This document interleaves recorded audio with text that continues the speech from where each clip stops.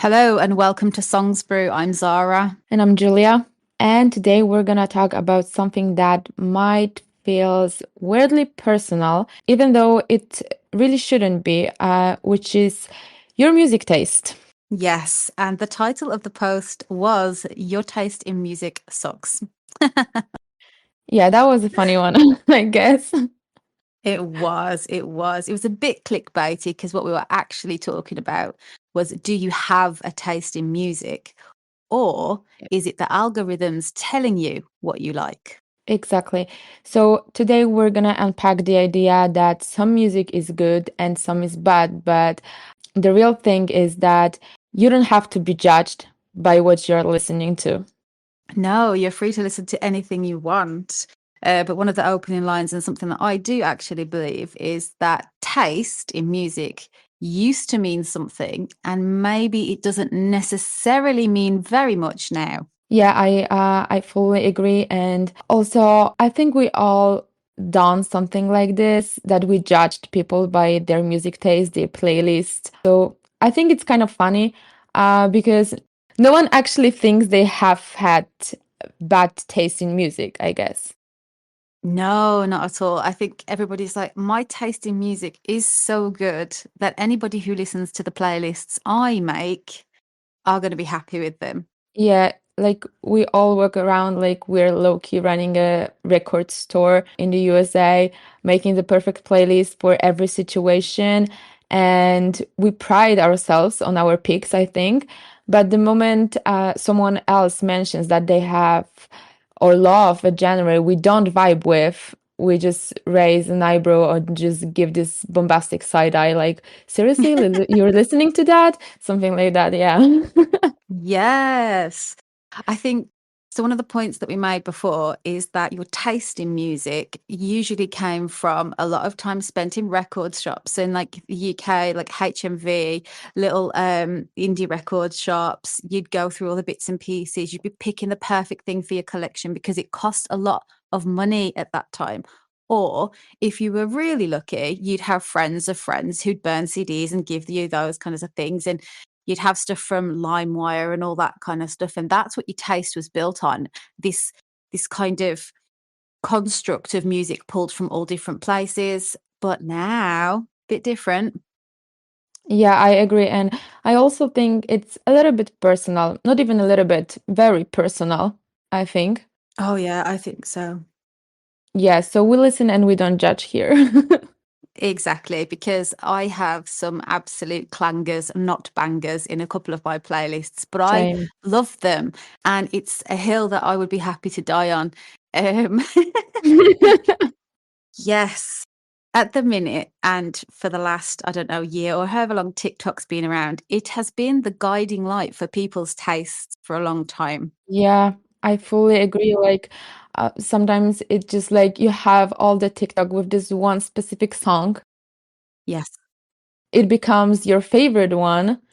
But on the other hand, when you're listening to too much of this kind of music, you're like getting overhyped with this at some point. I guess Oh, for it's, sure. yeah, it happens to me a lot. And don't know about you and other people, but I think that's also the case. Yeah, I think so. It's very, very easy now on TikTok. You can add a song that you hear to your Spotify playlist and your Apple Yeah. Music playlist. Super, super easy to do.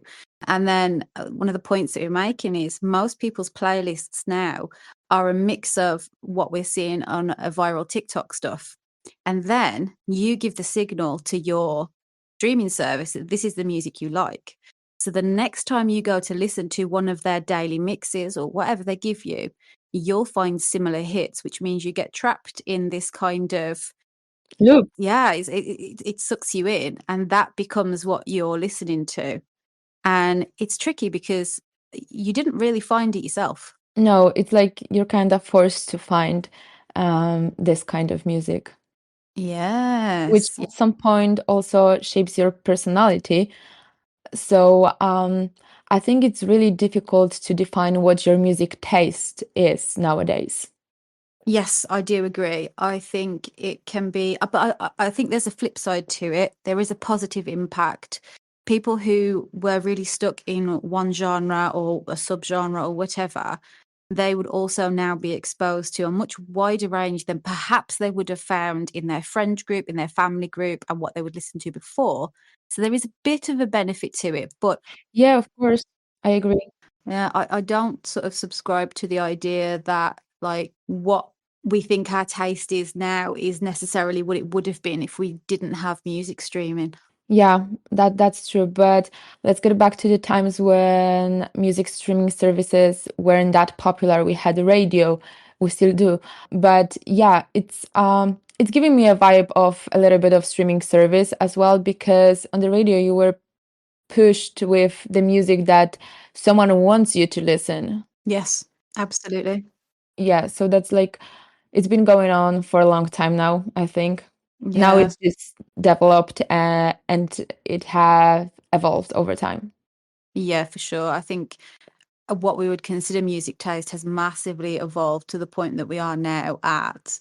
And something that we always talk about with SongsBrew is we really want people to go out there and explore and find new music outside of the pre-packed kind of playlists that we get given. It's not always easy.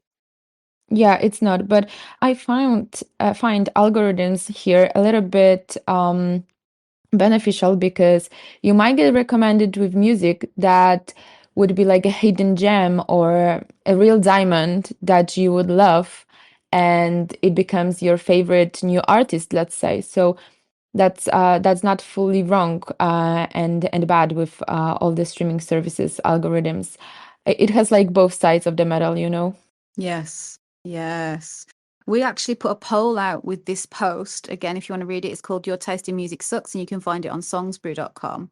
We put a poll out and we asked, do people find music on their own or do they let their music platform choose? And 60% of the answers were that they find music on their own, but that leaves a huge chunk who are very happy to just relax and let their music platform choose with things like what Spotify has, what the shuffle, and it's the special one and it adds extra songs in that sounds like the music that you're already listening to. Again, I think it's a bit of a trap, but Yeah. people seem to enjoy it. Yeah. Yeah. Uh, yeah, that's something that I used to do. Nowadays, it's not that much because I have like my favorite songs that I love listening to. It also depends on my mood, and I have specific playlists for my moods as well. But I remember like discovering new artists and basically new songs on Spotify with the skip option and shuffle as well. It mostly happened when I didn't have Spotify Premium. So I was like a little bit forced to. But still, I found some great songs that are still on my playlist, and I love getting back to them. Yeah, I use Tidal and Spotify, and I have different playlists on them. So if I'm doing something that doesn't like I don't really care about like the sort of audio quality or whatever, my biggest playlists that I don't care if we're on shuffle or not will be on Spotify. But the stuff that I've taken time to sort of like build, those playlists, they'll be on Tidal. Because I want to, so if I want a listening session, then I will listen on Tidal because the audio quality is so much better. Yeah, that's true. Yeah, there's also that. So I do that kind of stuff. I split mine up. Yeah, but remember, you can always transfer your playlist with freer music. That's exactly what I did. So I started on Spotify, and I do save some of their daily mixes, or I used to. And then I used to use the fancy shuffle button and get like good suggestions and build them a bit that way. And then when I wanted to have like more of a listening session, I was like, Spotify's not going to cut it coming through the speakers. So that's why I moved them to Tidal. So I moved all of my favorite playlists that I had built over to there and I used for your music. And I think I must have moved about 15 playlists in Oh, that's a total. lot. That's a Yeah, lot. yeah, I still do it now. So if I am listening to something random on Spotify, like I say, we all do it. Yeah. And I enjoy the song, but I know that it will fit in one of my Tidal playlists. I'll just transfer that right over. Oh, that's nice. I Yeah. transferred some playlists to YouTube because when I was at my parents, they don't have Spotify on their TV, and I was reading to a book, and I had this one playlist that's dedicated to reading the books directly. So I wanted to listen to the music in the background and just use the freer music. It transferred like all of my songs in this playlist in like a couple of seconds. So that was really handy and helpful. Yeah. So I have a question. What would you say if you were to describe your music taste to somebody? What might you say? Messed up, I think. Yeah, literally. I don't know if you have seen, but you probably have some music memes on Instagram or Reddit community whenever about your music taste and like this person that it's confused and don't know what to do. So this is like me.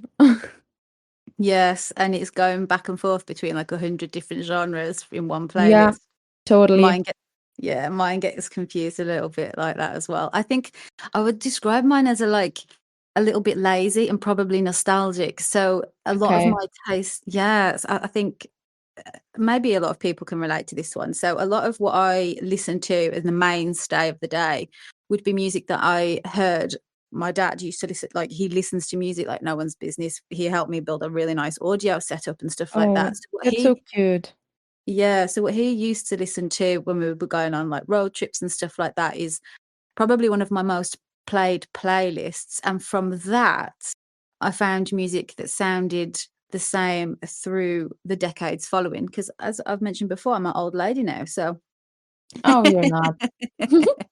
so yeah, I think a lot of my taste is quite built from family and friends. And now because of that, I am a massive recommender of music. So if I find something I like, I'll share it with at least 5 or 10 people. Like I'll be like, oh, I think I know somebody who will enjoy this. And I just share it out now. I'm just like, look at all these things I've found, like little treasures. That's cool. I do have one playlist that's basically made with all of the songs that my parents used to listen, and it's actually the music that I was raised with. So Yeah. uh, I also like listen to it in the shower. It's like kind of my guilty pleasure, and my boyfriend is always like, "What do you listen to? I cannot stand it. Just shut it off." And I'm like, no, it's like really cool music. Like I have Guns N' Roses there and some other rock bands and some Polish ones as well. So I really like it's giving me like this nostalgic vibe and like kind of my childhood, which I really love getting back to. Like it's giving me always smile on my face. I love it, and I always have like the picture of my parents vibing to this music or dancing together. It was amazing. I love that. It reminds me of I can't remember the exact name of the post, but we did something and I put in the sticky decades. And research shows that we've got sticky decades when it comes to music. Yeah. And it's the music that we enjoy the most. And I think there was one that said it's between the ages of 17 and like 35. The music that you hear there, you tend to carry that with you like for the rest of your life. Yeah, that's Yeah, true. and you hold on to a little bit. Yeah. Yeah, And I I love find it. that Actually, interesting. really love it. I'm like, a lot of people don't like this kind of music, don't vibe with it, and that's completely fine. But I treat it like something personal. Like this playlist is so personal to me that I'm never gonna get rid of it, and I'm gonna listen to it till the rest of my life. So yeah, it's kind of my guilty pleasure, I think, but I'm not ashamed of it. Not at all. I don't care, to be honest, because it's about my parents. So I put like family first. But I wanted to ask you, do you have any guilty pleasures and what this term actually mean as well to you? Yes, I do. And the thing, I'm not like shy in sharing them. We've actually had one of the ones that I really enjoy. We put like a new music thing together, stuff that people probably hadn't listened to. And it's a band called Yellow without the I don't W on know. the end. Yes. And But there's an I'm gonna album. listen probably to just like see what it's like. Okay, so yes, I like a lot of stuff, but yeah, so it's Yellow without the W on the end, and it's an album called Baby. And there's a couple of songs on there, And yes, it's yeah, I think you just have to experience it really. It's an Yeah, experience more than anything. But yeah, I yeah, really enjoyed the album. And I think guilty pleasure is something that we feel like we shouldn't enjoy. And because we do enjoy it, we almost add a little bit of embarrassment to it by saying it's a yeah. guilty pleasure, like Uh, excusing the fact that we love it, where we should just be able to enjoy music however we want. But we're always going to do that. yeah, I agree. I feel like we should enjoy music without any guilt. Yes, Like it's our massively. personal taste, so it's not that it sucks. If somebody doesn't like it, then it's okay. But yeah, don't be ashamed of it, I think. So yeah, I think it's kind of stereotypical at some point. Yeah. Oh Yeah, I yeah, mean, for I do sure. have some guilty pleasures as well, if we like refine it like that, which I'm not listening on daily basis, but for example, on the party or with my friends just to have fun or um, make some laugh. I don't know. You know what I mean? So Yes. yeah, that's something that I call guilty pleasure, but it's not like I feel guilty of it. Yeah, exactly. But maybe we're also moving into more of a space like for music. I say enthusiasts rather than lovers, because I think music lovers is such a light term sometimes, but people can be genuinely enthusiastic about music to the point where like it's on all day and stuff like that. And I think I kind of identify with that a bit more. And we're maybe moving into a space where we don't have to keep saying like, oh, this is my cheesy playlist, or don't judge me and stuff like that. Well, I'd like to think we are anyway. Yeah, I agree. I completely Mm, agree. Yeah, like I don't like when people use taste as a way to shut others down. no, I hate it. I really, really do not appreciate that Like at you all. might not like something, but don't judge. Just don't judge. Yeah, If you don't like exactly. it, don't listen to it. But if other people like it, then there's like no interest for you here. It's not Yeah, your business. exactly. No, Yeah. not everything is for everybody. I think that's what we have to Yeah. realize. Yeah, not everything is for everyone. And I think also a lot of like regional background, cultural, that all comes into it when we're talking about music as well. Oh, Um, that's for sure. Yeah, unless you're exposed to different styles of music, you might hear something and be like, "That's so rubbish. I will never listen to that again." And that's just it's part of like we said earlier, when you're growing up, you're exposed to certain kinds of music and stuff like that, and that you kind of hold with you. But if you are not exposed to, I don't know, Bhangra music or Himalayan throat music, and suddenly you come and listen to it, you'll be like, maybe that's not for me, but it's just simply because you weren't exposed to it before, and somebody could just Yeah. absolutely love that genre, you know? Yeah, it's also Yeah. about being raised in a specific region, specific families as well, and their feelings about the music at some point. Yes, I think obviously if you were like born in a musician's family, you're gonna have totally different taste and look on the music. I think so. I do think so. I think I say hobby, but that feels kind of light. I think it's something that's kind of passed down. If you have parents or grandparents or yeah, family members that are really passionate about music, you might find that kind of sparks something in you a little bit as well. And before you know it, you're like 300 records and 7 record players into having a whole room dedicated to music. Yeah, I think Yeah. it's making you experience music in totally different way. Yeah. And as we should, because else what's the point in it? Yeah, yeah, I Mm. agree.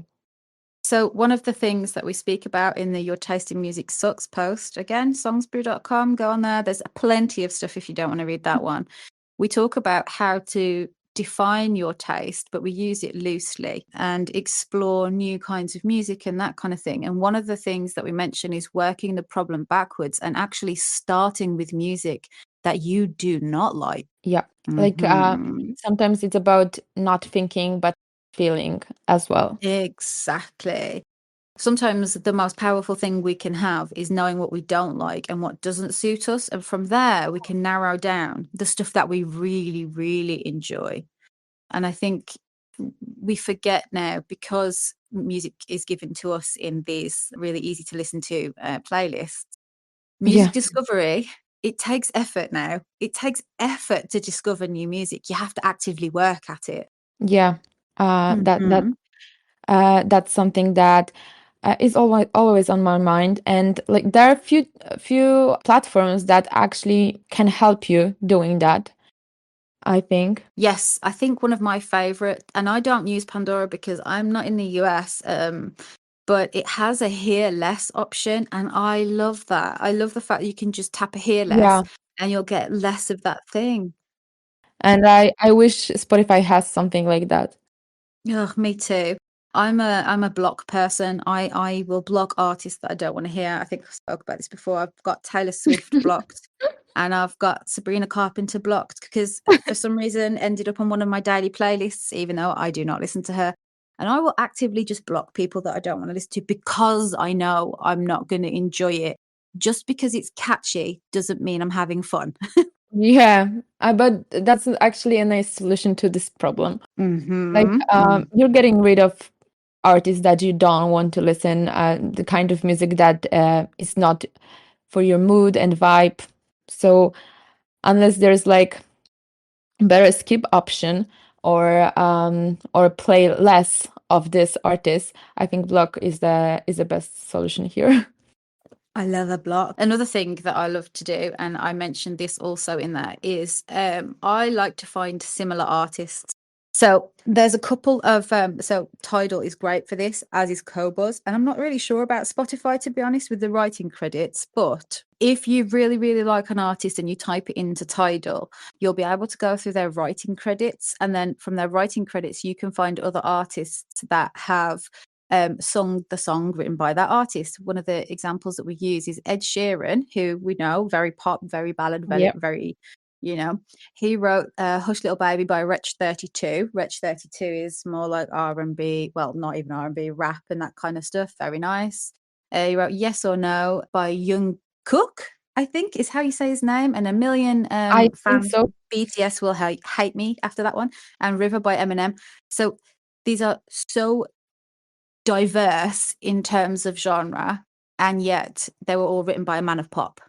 So it can be such a good way to find Yeah. music that you're probably going to like. And another tip for that is check producers. Producers tend to have a very specific sound. And if you really like the beat of something and the instruments used, and you really like how something's mixed and mastered and all that kind of stuff, if you look for producers of your favorite songs, they will have a list as long as your arm of other artists that they've worked with that you probably haven't heard of, but they'll give you that kind of that beat and that vibe that you're looking for. Yeah, that's good. That's a good way to explore and discover new artists. I also like this feature in Spotify. When you like listening to a playlist or a music album, then if you scroll at the very bottom, I mean, on the desktop app, basically. I think it's on mobile as well. You can have and you can see similar songs to which you've listened to, which I also found helpful and handy. And sometimes these songs are so great that I immediately save them to a playlist because they're vibing to my mood or something that I like listening to. Yes, absolutely. There's an option on that desktop app, as far as I know, because I used it. Yeah, you can find a new music this way as well. Yeah, I love that too. I think it's really important to so understand your music platform a little bit better as well, because if you're hitting play and leaving it, you'll get what you get. But if you start to check the features of your music streaming service, you're going to find that they do try and help you a little bit with music discovery, but for the most part, they want you to listen to what they want you to listen to. See, like I say, you've got to take a little bit of an active role in it for sure. That's a really easy way to get your music taste, basically. And there's this platform Chosic, I think, which is also handy with discovering new music, basically. So if you, yeah, Yes. find it difficult, then go to Chosic. Yes. And I think you can log in with your Spotify, right? Yes, you can. It's a Chosic, and you could go on there, log in with your Spotify. Yeah, or you can just Si- input a couple of artists yes. and see what it recommends to you. So I think it's really cool. It is. It's great. Yeah, it has like a lot of options to just choose the actual music taste that you want to get new music recommendations from. Absolutely. And this year I started using 1001 albums generator. And yes, it runs on an algorithm. Of course it does, because doesn't everything nowadays? However, every, yeah, every single day they give you an album to listen to that most likely you haven't heard before. A couple that I had was Little Richard with his Little Richard and John Lennon Imagine. Of course, I've heard some of the songs on that one, but I hadn't listened to it all. Van Halen 1994, and there was some really, really terrible albums as well. I'm not going to lie to you. So bad. But staying true to the hill that I will die on is I listened to them in the no skip style that I usually recommend for albums, just because it forces you to listen to the whole thing instead of falling into the fast skip. Like, oh, I don't like this, I'm going to skip it, I'm going to skip this. And instead of just trying to listen and expand your listening. So yes, that one, 1001 albumsgenerator.com. It's fantastic. You can have weekend breaks as well. You don't have to listen to them every single day. And you can rank them and you can write a little review as well. And sometimes I did. Oh my God, what was your worst review of the album? Ooh, let me go and see, because I wrote some really mean reviews. Did you give like the good ones as well, or just only the bad ones? I think I only ranked the stuff that I really didn't like, but I can't remember. Let me just log in. Okay. Okay. Right. So my last reviews, history. Oh, right. Yeah. So Booker T and the MGs album was called Green Onions. Oh my God. I know, yeah. I rated it as a 2, and I said, this felt so flat, I was disappointed. That's true. The other one was the Black Crows. It's Shake Your Moneymaker. And I was like, I would never typically reach for this. So it was a pleasant surprise. Oh, Yes. So that was nice. One called The Birthday Party. And the album was called Junkyard. And my review was no. just no.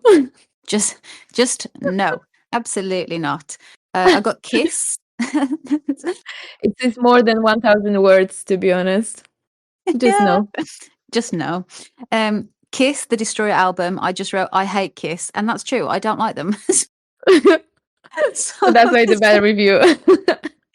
yes, No, but I get it. I get it.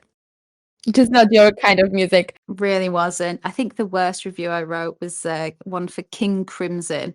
And the album's called Lark's Tongue in Aspic. And I'm sure anyone listening has not heard that. And hopefully this explains why never to listen to it, or why to listen to it. Actually, had no idea what this was going in, and now I'm halfway through. I still have no idea. No. It's as if jazz fell into medieval music, held hands and ran through wind chimes. Then they grabbed some extra instruments and did things. It is a semi-cohesive it is a semi-cohesive experimental upset, and yes, everyone should listen once, because what the F did I just go through? That's a long one, but a good one, I think. Like it points all the bad stuff in this album. So yeah. Yes. So, but I highly recommend if you want to try listening to stuff that you never would listen to, never would reach to, definitely 1001 albums generator. It's fantastic. Absolutely Yeah. brilliant. Yeah. But maybe you should give it like a second chance. Maybe you'd like it at the other hearing. I don't know. Oh, I will never, ever, ever listen to that album again, if as long as I live. If anyone ever, for whatever reason, has said to me, "Hey, have you heard Lark's Tongue in Aspic?" I'll be like, "Yes, I have, and I will never do it again." Yeah, and then bombastic side eye. Exactly. Get away from me with that album. Yeah. Absolutely not. God. Yeah, so we're like judging a little bit as well. Yeah, but I think it's okay. Yeah, I actually think they have quite a big fan base, but I'm not sure, because I saw a lot of reviews that really, I'm really so enjoyed so it. sorry for all the fans here listening Yes. to us. So I do apologize. And Yeah. your taste is your taste, and I respect that, but I don't enjoy it. Yeah. Okay. So I think we're coming to an end, right? 30 minutes, I guess. Oh my So gosh. yeah, a long one, I think. I will mention one more thing before we have to go is in the Your Taste in Music Sucks. If you scroll all the way down to the bottom, there is a playlist with 6,430 songs on there. It's called The Sound of Everything, and it is a song in every genre and subgenre and more. And if you really want to push yourself and explore new stuff that you probably haven't heard and some stuff that you have, I highly recommend it. You can also just find it on Spotify by typing The Sound of Everything. It comes up first, and it's by Glenn MacDonald. Yeah, there are like a lot of songs that you might be surprised with, I guess. Oh, yeah. Yes, for sure. It's huge. It would take somebody a very, very long time to get through. Yeah, I think it might be days or months listening to it. Probably even years. I wouldn't even like to guess. I guess thanks for hanging out with us today. Yeah, thanks for joining. Yeah. Well, remember, it's not your taste that it's bad. It's just what it is. And don't let other people judge you. It's the music that you should enjoy and you should be happy with listening to. So don't be ashamed of any of your music taste and music recommendations and your music personality, basically. Yes, tasting music is totally, totally It's personal. very personal, just like fragrances. So Exactly. All right, cool. Thanks for joining. I've been Zara. I've been Julia. Bye. Bye. 1, 2.